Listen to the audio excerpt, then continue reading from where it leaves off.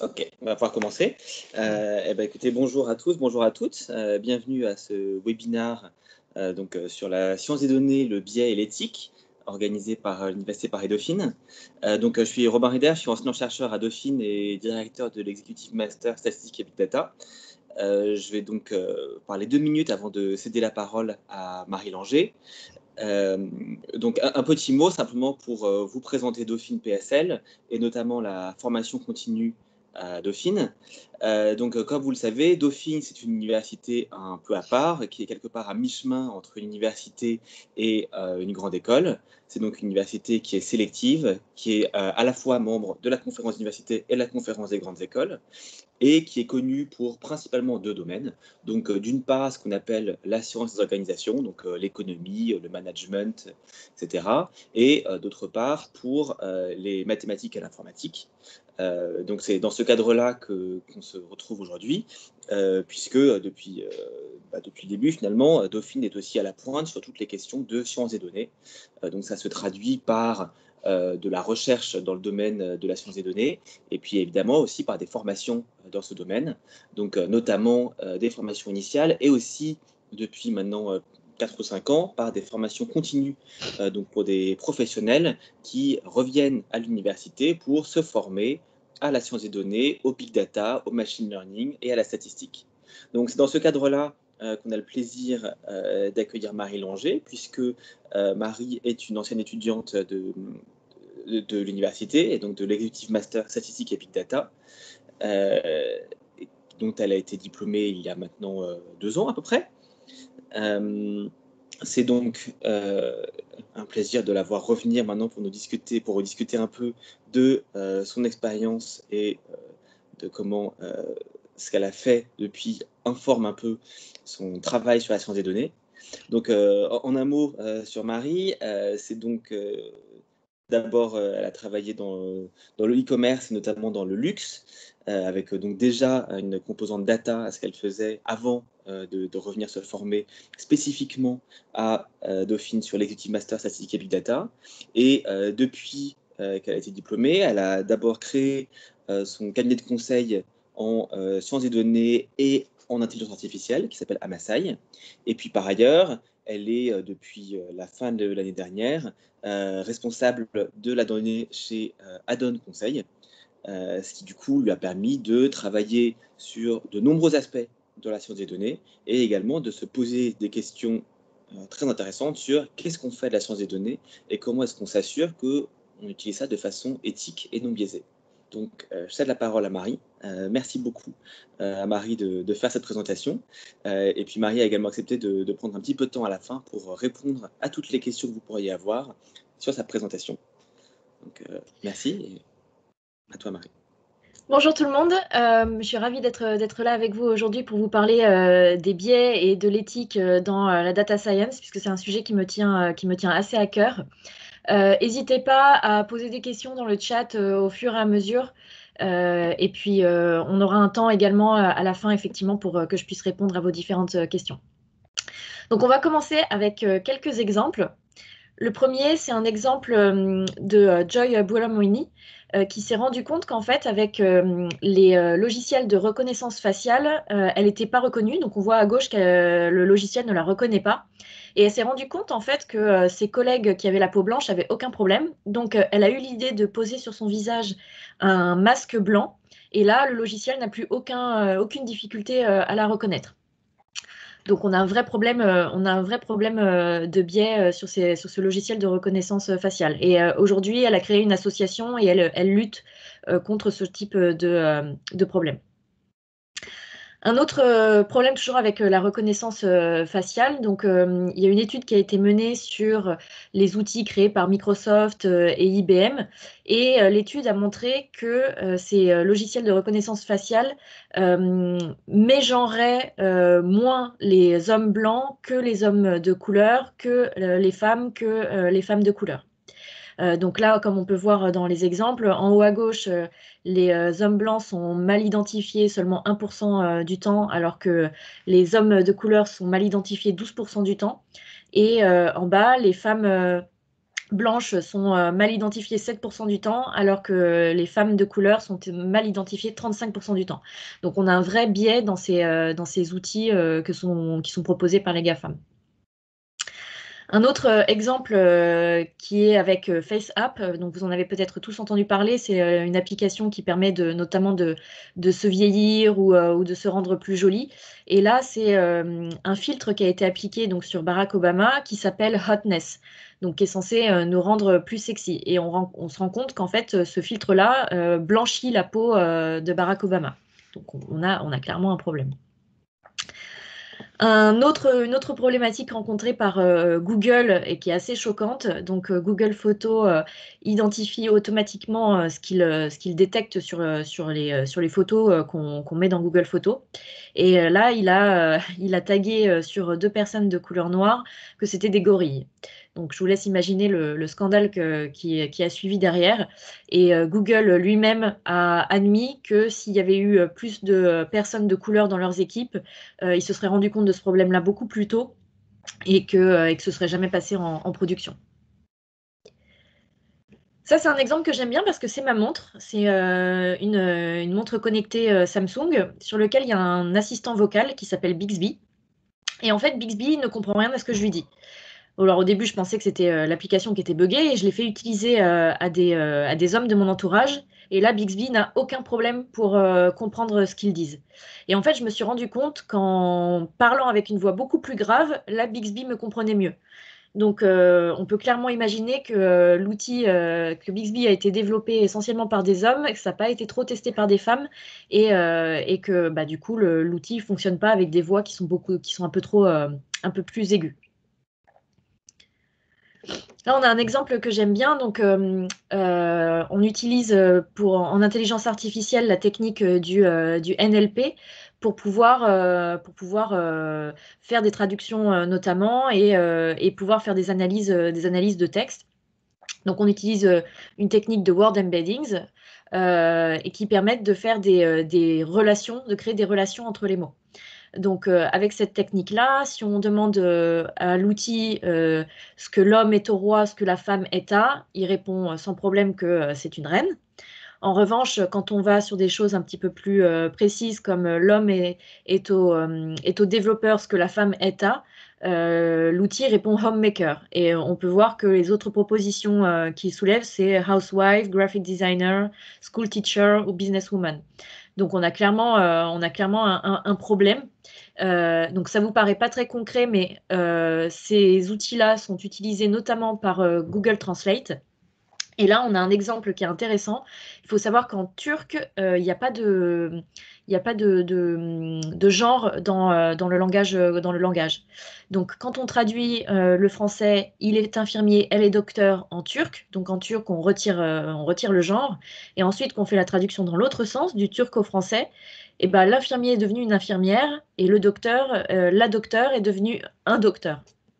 C'est encore plus frappant en anglais, où on a le he is a nurse, she is a doctor, et ça se transforme en she is a nurse, he is a doctor. Donc, ça, c'est clairement dû au fait que l'outil de Google a analysé de nombreux textes où il y avait une surreprésentation de femmes infirmières et de docteurs hommes, qui fait que bah, il propose ce genre de résultat. Et c'est encore plus choquant quand on regarde cette traduction du finnois. Donc le finnois n'a pas de genre non plus dans la langue. Et là, on voit que c'est hyper sexiste comme traduction, puisque là où on partait d'un texte sans genre, on arrive à il est riche, elle est sexy, il a une super voiture, elle a un joli cul, il fait du sport, elle a mal à la tête, etc. Elle lave le linge, elle s'occupe des enfants. Donc on voit que l'outil de traduction est clairement biaisé. Un autre exemple qui est beaucoup plus inquiétant, c'est le logiciel Compass qui est utilisé aux États-Unis en cours de justice pour décider des peines de prison. Donc, on a une association qui s'appelle ProPublica qui a analysé l'algorithme de Compass et qui a démontré qu'il était clairement biaisé contre les personnes de couleur.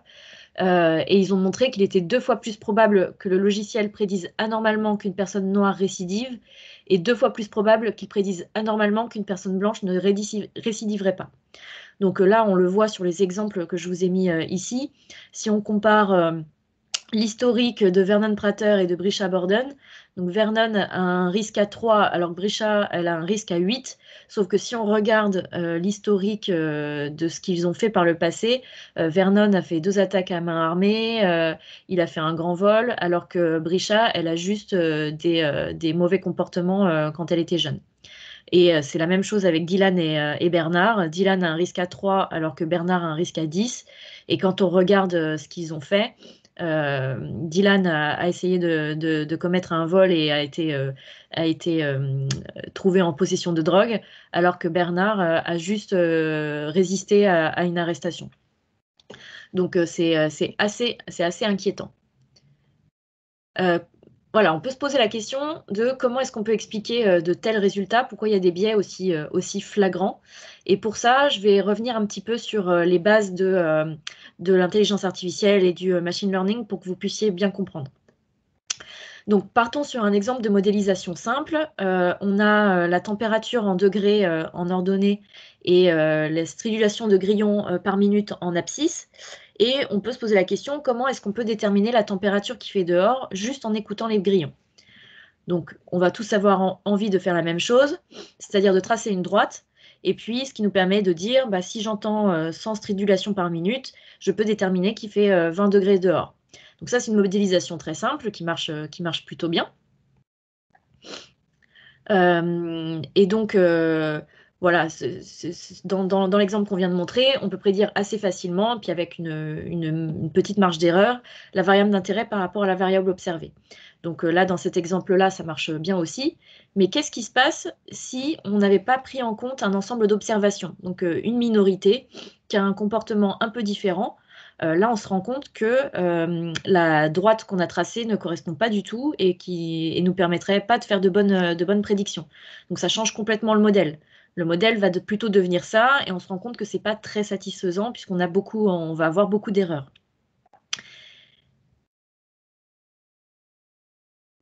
Ah, j'ai ma slide qui change pas. Voilà. C'est d'autant plus marquant si on se rend compte qu'en réalité, il y a 3 sous-populations différentes. Et donc là, on va se rendre compte qu'il n'y a aucun modèle qui est satisfaisant et qui serait le plus intéressant à faire, c'est de faire 3 modèles différents, un modèle pour chaque population.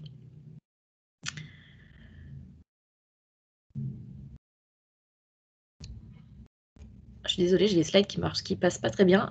On peut, là, sur cet exemple-là, on va avoir la majorité qui est représentée en haut à droite, et on se rend compte qu'entre le modèle qui est déterminé par les données à disposition et le vrai modèle, on est relativement assez proche, donc on fait de bonnes prédictions. En revanche, en bas à gauche, on a une minorité pour laquelle on dispose de moins de données, et qui dit moins de données dit moins bon modèle. Donc là, on a une plus grosse différence entre le vrai modèle et les modèles déterminés par les données à disposition. Donc, en gros, si on se base que sur l'ensemble des points d'observation, on va plutôt bien modéliser ce qui se passe pour la majorité et moins bien pour la minorité. Mais si on veut faire aussi un modèle dédié pour la minorité, on va de toute façon faire des erreurs puisqu'on dispose par définition de moins de données et donc le modèle sera moins efficace. Ça se complique d'autant plus si on a comme dans cet exemple, des différences culturelles. Donc, on voit tout à gauche la majorité qui se comporte avec un ensemble de la population qui va être en haut à droite, un autre ensemble qui va être en bas à gauche. Donc, on va pouvoir assez facilement déterminer qui se trouve de quel côté. Mais si on a une minorité qui se comporte de façon complètement différente, on voit que dans la population totale, tout est mélangé.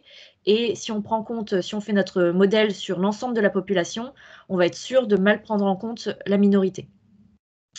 Donc, on a un exemple concret de ça. C'est par exemple si on imagine un réseau social qui essaie de classer des noms de profils en vrai ou en fake.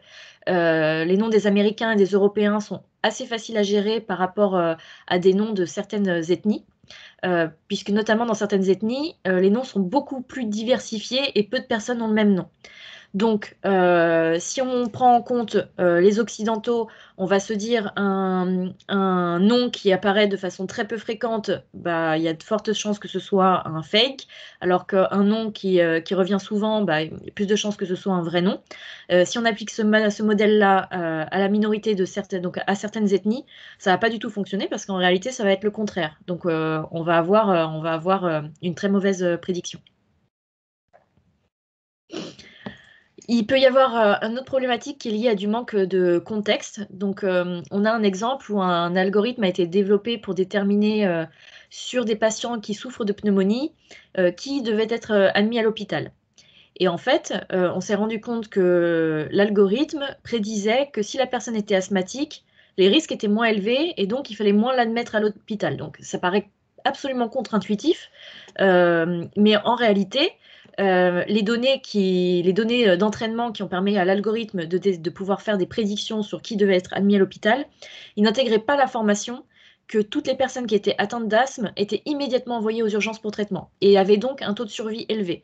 Donc l'algorithme, ce qu'il voyait, c'est qu'il y avait un taux de survie élevé pour les personnes souffrant d'asthme et donc que c'était pas la peine de les admettre à l'hôpital puisque c'était des personnes qui finalement avaient moins de risques par rapport à la pneumonie. Donc, ça aurait été intéressant de fournir au logiciel cette information-là pour qu'il puisse avoir une meilleure prédiction.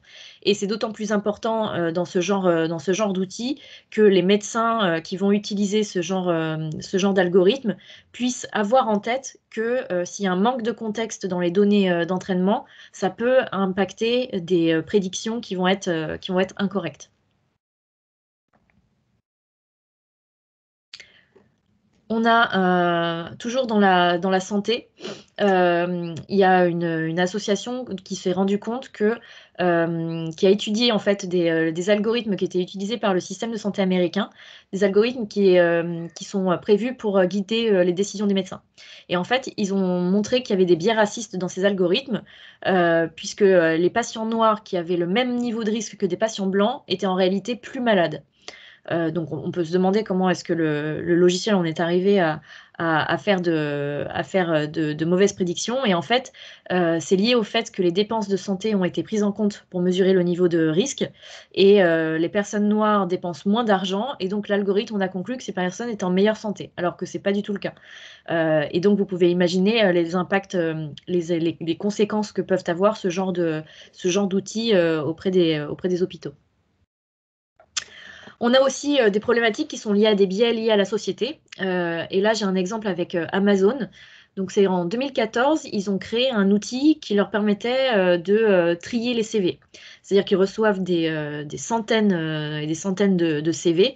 Et quand ils ont un poste à pourvoir, ils voulaient avoir un logiciel qui leur permettait de trier ces CV et de proposer les 5 meilleurs candidats. Et en fait, un an après, ils se sont rendus compte que cet outil-là ne proposait jamais de femmes dans des postes qui étaient des postes de développeurs ou des postes techniques. On peut se demander pourquoi les femmes étaient pénalisées. Et en fait, ils se sont rendus compte en analysant un peu les données d'entraînement, ils ont entraîné leur logiciel sur toutes les données du passé. Et en fait, dans nos sociétés actuelles, il y a une surreprésentation d'hommes par rapport aux femmes dans les postes techniques et les postes de développement. Et donc, l'outil en a déduit que c'était du coup des postes qui étaient, donc les profils masculins étaient plus pertinents pour ce genre de poste. Ce qu'il faut savoir et qui est vraiment intéressant, c'est que Amazon avait pourtant retiré le genre des CV. Et donc, en fait, l'outil avait réussi à reconstruire le genre à partir d'autres données, typiquement les études qui ont été faites, les loisirs, etc. Et donc, de ce fait, ne proposait que des profils d'hommes à ces postes-là. Un autre exemple avec Amazon, pour illustrer donc les biais liés à la société. Amazon propose une livraison le jour même pour ses membres premium, mais uniquement dans certains quartiers des grandes villes américaines. Et en fait, on s'est aperçu que ces quartiers pour lesquels la livraison le jour même était applicable étaient les quartiers où il y avait une surreprésentation de personnes blanches, et les quartiers non desservis avaient une surreprésentation de personnes noires. Donc évidemment, Amazon ne s'est pas basé sur la couleur de peau des gens pour déterminer quel quartier était éligible à la livraison le jour même. Ils se sont juste basés sur le fait qu'ils allaient livrer le jour même dans les quartiers où il y avait une plus grosse représentation de personnes qui étaient membres premium. Donc là, on a un cas qui renforce les inégalités, puisque les personnes de couleur ont un niveau social moins élevé, et en plus n'ont pas les mêmes droits en termes de services donnés. On a également des biais qui peuvent être liés à une mauvaise sélection des données. Donc là, on a un exemple d'un jeu de données avec un ensemble d'images. Et en fait, il se trouve que dans toutes ces images, il y avait beaucoup plus les images qui représentaient des cuisines, il y avait beaucoup plus de femmes en fait dans ces cuisines que des hommes. Et donc, le logiciel a été entraîné pour reconnaître ces images. Il s'est rendu compte qu'il y avait surtout des femmes dans les cuisines, puisque le jeu de données était fait ainsi. Et une fois qu'on avait entraîné l'algorithme sur ces données, après coup, si on lui donnait de nouvelles images, 84% du temps, il prédisait que s'il reconnaissait une cuisine, la personne qui était dedans était une femme. Donc là, ce qui est important à retenir, c'est que le biais a non seulement été retranscrit par l'IA, mais en plus a été identifié. Donc c'est important d'avoir en tête que si le jeu de données n'est pas équilibré, le logiciel va tenir compte de ces différences et va amplifier ce biais par la suite. Alors, qu'est-ce qu'il faut retenir de tout ça? En fait, vous avez sur la droite l'ensemble des biais cognitifs que nous avons en tant qu'être humain. Et ces biais cognitifs ont des impacts sur la société et sur les données qu'on collecte dans la société. Donc les données héritent des mêmes biais que ceux qu'on a en tant qu'être humain, donc soit via les données, soit par l'intermédiaire des concepteurs des IA. On l'a vu par exemple avec l'exemple des gorilles de Google ou même de ma montre. Ça n'a pas été pris en compte qu'il y avait des personnes différentes qui pouvaient utiliser ces outils. Et le deuxième point qu'il faut vraiment retenir, c'est que les IA vont pas seulement intégrer ces biais, mais en plus les amplifier. Donc on a une vraie problématique sur ce sujet. Alors qu'est-ce qu'on peut faire? La première idée qui va nous venir en tête, c'est de retirer les données discriminantes des jeux de données.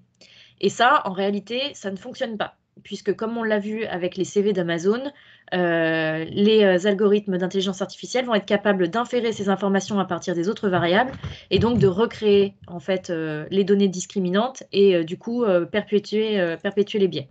Donc c'est pas une bonne solution. En revanche, on a de nombreuses propositions qui commencent à émerger pour résoudre ce problème. Le premier, c'est de rendre explicables les algorithmes et ne pas utiliser les boîtes noires.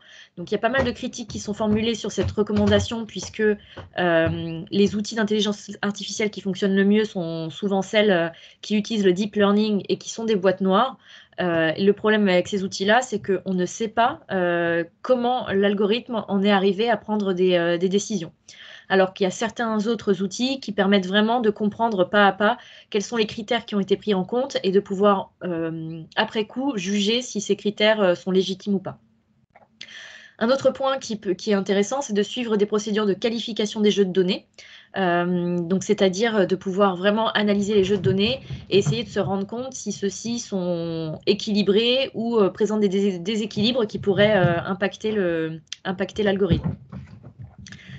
Une autre recommandation assez forte qui revient souvent, c'est le fait de lutter contre le manque de diversité chez ceux qui construisent les IA.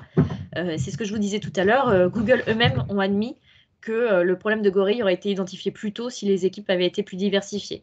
Et de même qu'avec ma montre, s'il y avait eu des femmes dans les équipes de développement, ils se seraient rendus compte que Bixby ne reconnaissait pas les voix de femmes. Un autre point qui est très important, c'est de former les utilisateurs à avoir un œil critique sur les résultats proposés par l'IA. Je vous présentais tout à l'heure le cas du logiciel pour les médecins qui identifiait le risque pour les personnes qui étaient atteintes de pneumonie. C'est important que le médecin ne fasse pas une confiance aveugle dans l'outil, mais qu'il puisse savoir sur quelles données l'outil a été entraîné, quels critères il prend en compte ou pas, et qu'il puisse du coup avoir les clés en main pour pouvoir décider de suivre ou pas les recommandations qui sont faites par l'IA.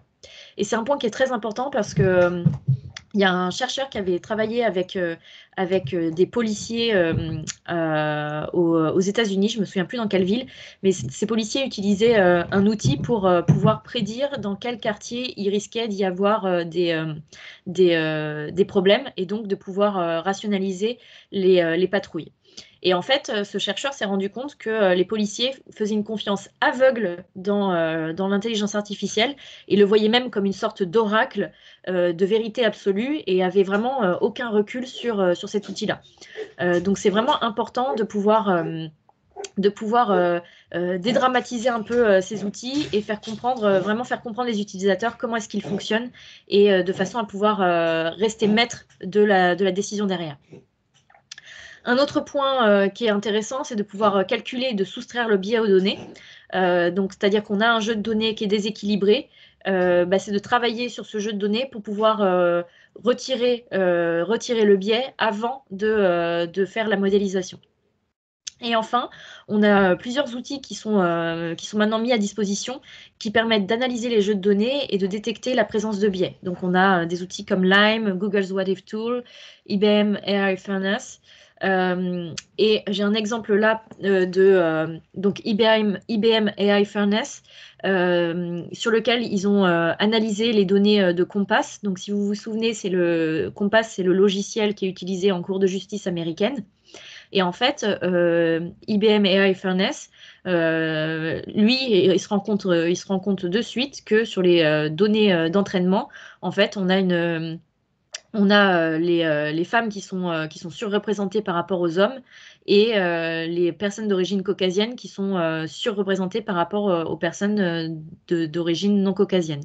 Et donc, de fait, ça va impacter les prédictions et avoir les conséquences qu'on a vues tout à l'heure. En tout cas, ce qui est important de retenir, c'est que la prise de conscience est là. On a de plus en plus de papiers de recherche qui sont publiés à ce sujet. On a les universités également qui se positionnent. Donc, l'université de Berkeley propose un cours sur l'éthique et le machine learning. On a l'université du Michigan qui propose un MOOC en ligne sur le sujet également. Et on a tous les GAFAM qui ont fondé un consortium pour définir des bonnes pratiques et augmenter la transparence dans les algorithmes. Ils se dotent par ailleurs tous de comités d'éthique. En fait, ils se rendent compte que ça peut avoir un impact très négatif en termes d'image dans les outils qu'ils proposent. Donc, ils sont en train de vraiment travailler sur ces sujets-là de façon à pouvoir limiter les biais et les conséquences derrière. En France aussi, on commence à se poser pas mal de questions sur ce sujet-là. On a notamment une association qui s'appelle Politiquel qui demande à ce qu'il y ait plus de transparence et d'éthique dans les outils, de façon à ce que ce soit pris en compte lors des développements. Et alors, pour aller plus loin, on peut se demander pourquoi est-ce qu'il n'y a pas encore une régulation à ce sujet. Il faut savoir que la Commission européenne travaille dessus. En suivant RGPD, la Commission européenne travaille sur un nouveau cadre juridique pour définir les principes éthiques, les obligations juridiques à respecter lors du développement. Et en particulier, elles vont demander à ce que les entreprises se positionnent sur ces 6 valeurs que sont l'équité, la fiabilité, la responsabilité, l'inclusion, la diversité, la confidentialité, la sécurité et la transparence. De façon à ce que toutes les entreprises qui se dotent de tels outils puissent limiter les biais et les conséquences derrière. Il faut savoir que c'est assez critiqué parce que il y a une grosse compétition internationale sur les sujets d'intelligence artificielle. Les États-Unis se posent un peu moins de questions que nous sur ces sujets-là. En Chine, ils s'en posent encore moins. Et donc, il y a des craintes que l'Europe soit en retard sur l'intelligence artificielle à cause de ces régulations. Donc, c'est important de se poser les bonnes questions. Est-ce qu'on veut rester compétitif? Est-ce qu'on veut limiter les biais? Il y a beaucoup de problématiques qui sont soulevées en ce moment à ce sujet-là. Et voilà, j'ai fait le tour de ma présentation. Je suis disponible pour répondre à toutes les questions que vous pourriez avoir maintenant sur ce sujet. Vous pouvez Merci poser les beaucoup, questions, Marie. vous pouvez poser les questions dans le chat.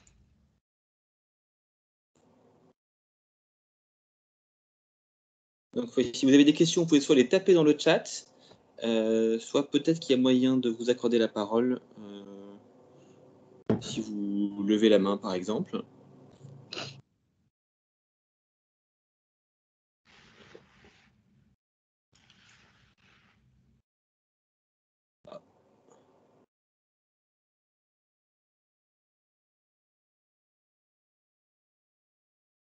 Sinon, moi, je vais commencer par une question. Donc déjà, merci, c'était hyper intéressant. Et donc, à la fin, tu proposes des solutions potentielles. Est-ce que c'est désespéré ou est-ce que tu penses qu'au final, un jour, on aura des méthodes de machine learning qui seront, où on arrivera à éviter tous les biais qu'on peut potentiellement lister? Bah, en fait, il y a sur le deep learning, c'est là où c'est le plus inquiétant, en fait, puisque on a du mal à pouvoir comprendre quels sont les critères qui ont été pris en compte. Mais il commence à y avoir des outils qui font du reverse engineering, c'est-à-dire qu'à partir de la prédiction qui a été faite par le deep learning, on arrive à reconstruire en fait les critères qui ont été pris en compte et qui permettent de du coup avoir un regard critique sur ce qui a été fait. Donc, je ne pense pas que ce soit désespéré. Je pense que c'est important que les data scientists aient en tête ces problématiques-là, qu'ils aient le réflexe de travailler sur les jeux de données en amont de façon à bien les analyser, bien être sûr que les jeux de données ne sont pas biaisés. Il y a de plus en plus d'outils qui sont à disposition pour faire ça et il commence à y avoir des outils qui permettent aussi d'attaquer les problématiques soulevées par le deep learning. Et en dernier point, je pense que ce qui est hyper important, c'est qu'il y ait plus de diversité effectivement dans les équipes de data scientists, plus de femmes, plus de personnes de couleur. De façon à ce que ces biais soient détectés au plus tôt et aussi les personnes qui sont concernées par des discriminations vont aussi être plus amenées à se poser ce genre de questions lors du développement et donc pouvoir détecter au plus tôt possible ces problématiques. Merci.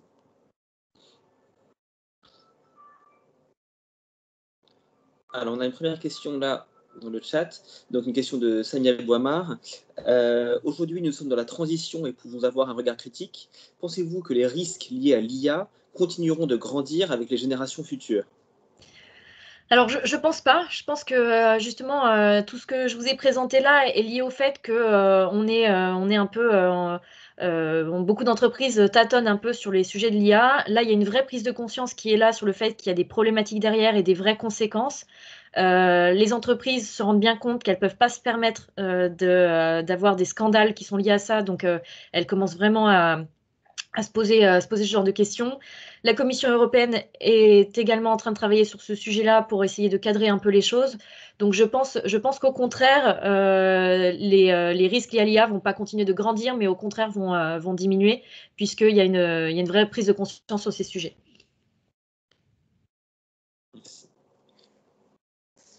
Et, et alors, on a une question de Marlène. Est-ce que vous accompagnez des entreprises pour les aider à identifier leurs problèmes de biais ou est-ce que ce n'est pas encore identifié comme un point sensible par les entreprises?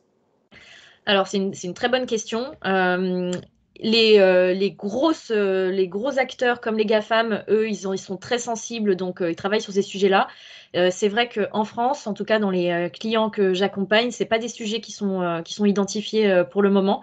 On est vraiment dans la plupart des entreprises au tout début de la mise en œuvre d'outils d'intelligence artificielle, donc ils sont pas encore suffisamment matures sur ce sujet pour vraiment en arriver à ce genre de questions.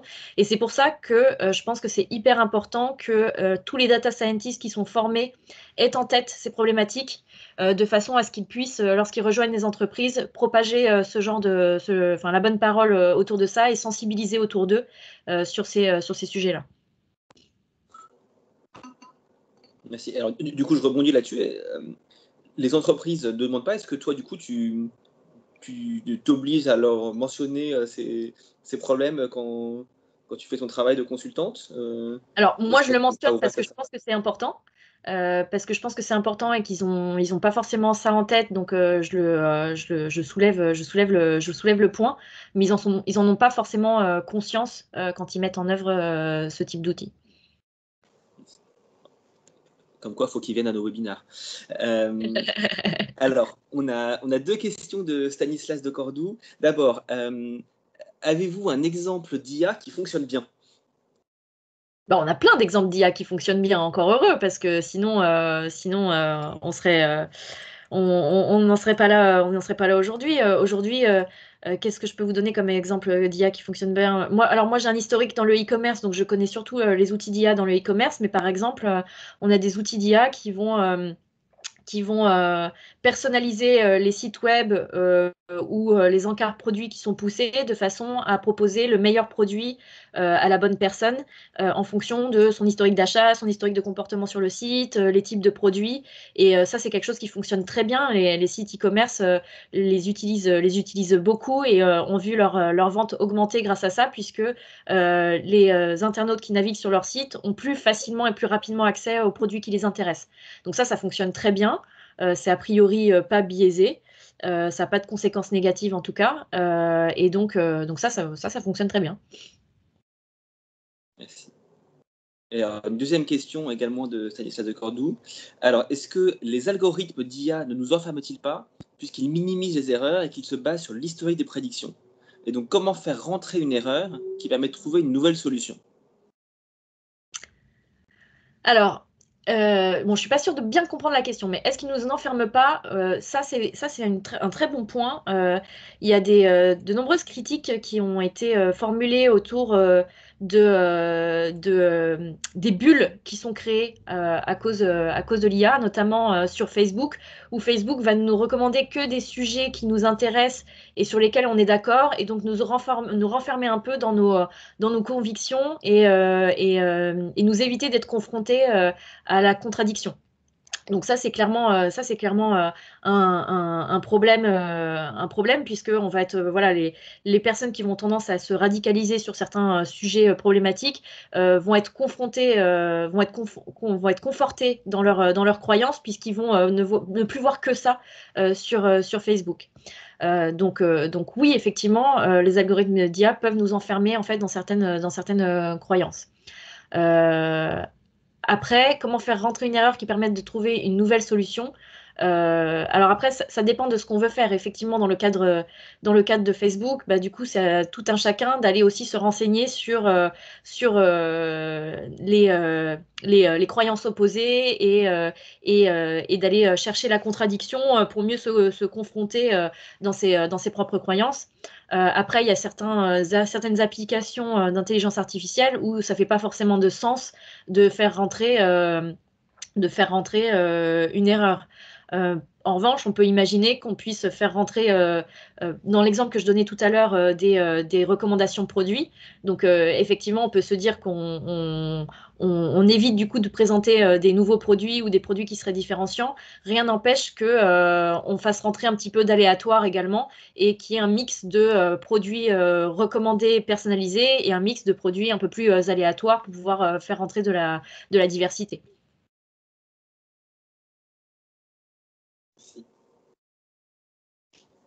Alors, on a encore une question. Vous avez pris des exemples des GAFAM et de logiciels aux USA qui présentent des biais. Qu'en est-il en France? Alors, en France, effectivement, on a eu moins de scandales sur ces sujets-là, probablement parce on est un peu moins avancé que les GAFAM. En revanche, c'est un problème qu'on peut rencontrer. J'ai pas d'exemple, effectivement, puisque on n'en a pas parlé dans la presse. Mais c'est évident que ces biais-là sont présents aussi et qui sont peu pris en compte actuellement. Donc du coup, c'est notamment pour ça que la Commission européenne se penche sur ces sujets-là, pour éviter que les entreprises qui se lancent dans l'intelligence artificielle ne perpétue pas hein, les erreurs qui ont été déjà mises en œuvre par les gros du marché.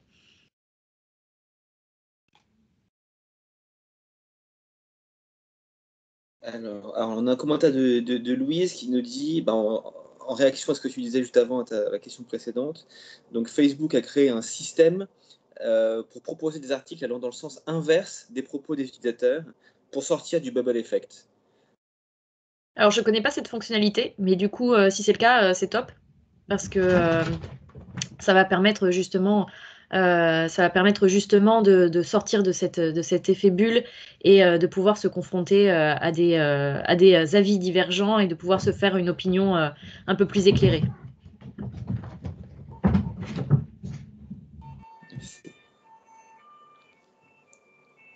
Alors, est-ce qu'on a d'autres questions? N'hésitez pas hein, à les poser sur le chat, on en a déjà eu pas mal.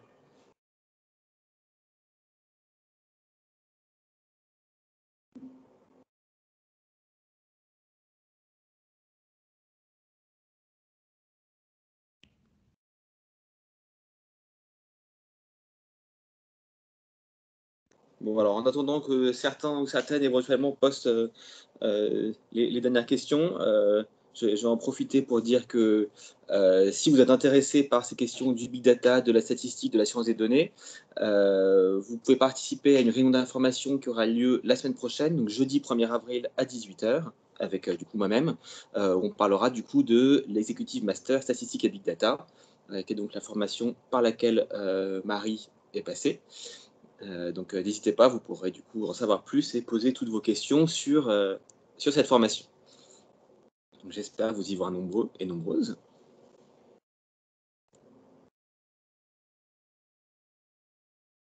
Écoutez, s'il n'y a plus de questions, je vous remercie tous pour votre Attends, il y a présence. Stanislas qui est en train d'écrire quelque chose. Ah, pardon, moi je ne le voyais pas. Parfait, attendons. Il dit pareil que moi. Merci beaucoup et très intéressant. Super. C'est exactement ce que j'allais dire, donc merci beaucoup. donc merci d'être là et surtout merci beaucoup à Marie pour cette présentation qui était passionnante et ces problèmes qui sont effectivement très importants dont il faut avoir conscience. Donc merci et puis j'espère à bientôt. Merci à vous.